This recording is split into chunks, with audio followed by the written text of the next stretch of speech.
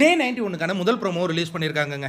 அதாவது என்னென்னா, போன எபிசோடில் 2 ரெட் கார்டு கொடுத்துட்டாங்க. கண்டிப்பாக எவிக்ஷன் இருக்காது அப்படிங்கிற ஒரு மனநிலையில் தான் கண்டிப்பாக ஹவுஸ்மேட்ஸ் இருந்திருப்பாங்க. ஏன்னா இருக்கிறதே நம்ம 7 பேர் தான், இன்னும் இருக்கிறது 2 வாரம் இருக்குது.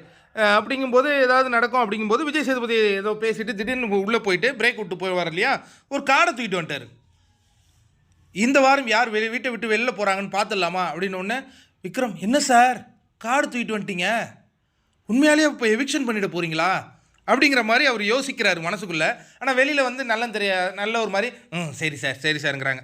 பக்கத்தில் வந்து நம்ம சாண்ட்ரா அவங்க அதை பார்க்குறாங்க.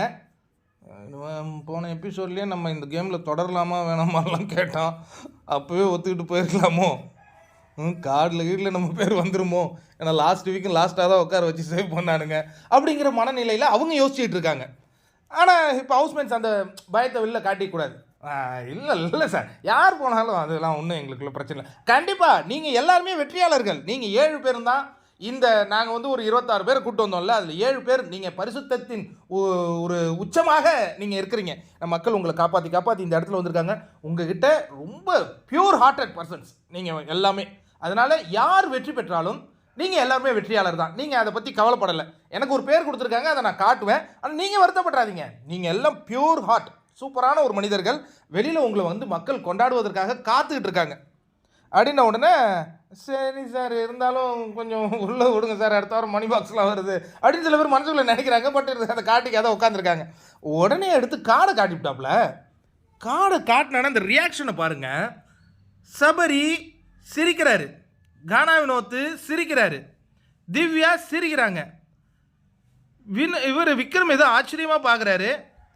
எங்கள் அக்கா சாண்ட்ரா அக்கா எங்கள் அக்கா அவங்க வந்து அதிர்ச்சி அடைகிறாங்க. அவங்களுக்கு அக்கா பேனிக் அட்டாக் எதுவும் வந்து இல்லையே, உங்களுக்கு பேனிக் அட்டாக் வருமோன்னு எங்களுக்கு பேனிக் அட்டாக் வந்துடும் போல இருக்கா, நீங்கள் சேஃபாக இருங்க வீட்டில்.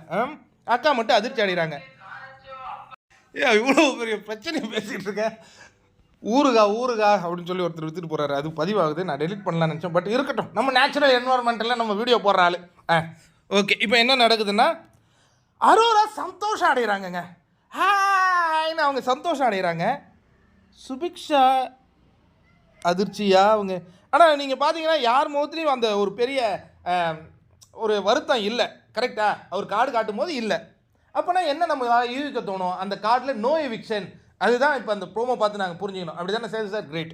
ஆனால் நீங்கள் எல்லாருமே அப்படி பண்ணால் கூட எங்கள் அக்கா சாண்ட்ரா அக்கா காட்டிட்டாங்களா, அதில் ஏதோ ஒரு பேர் இருக்குங்கிறத அவங்க கண்டுபிடிச்சிட்டாங்க.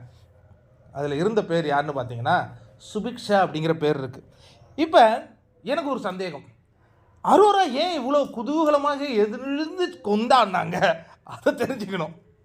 நான் அவங்க சாரி யாராவது கேட்டால் கூட அதுலேயே அவங்க ஃபீல் ஆகலை. எப்படி சாரி கேட்டால் அவங்க ரொம்ப ஃபீல் ஆகிருப்பாங்க, அழுது அந்த மாதிரி அவங்க நம்ம அக்கா கேட்பாங்க. ஆனால் அவங்க ஃபீல் பண்ணி கேட்கலையா கனிகிட்ட கூட. அப்புறமா சொன்னாங்க அதுமாரி ஃபீல் பண்ணி கேட்பாங்க எல்லாரும். எனக்கு என்ன இப்போ இந்த ப்ரோமோவில் ஏன் இவனுங்க குதூகலித்தானுங்க அந்த ஒரு கேள்வி தான். அந்த கேள்விக்கான பதில் சுபிக்ஷா வாங்க பேசலான்ட்டார் சேது.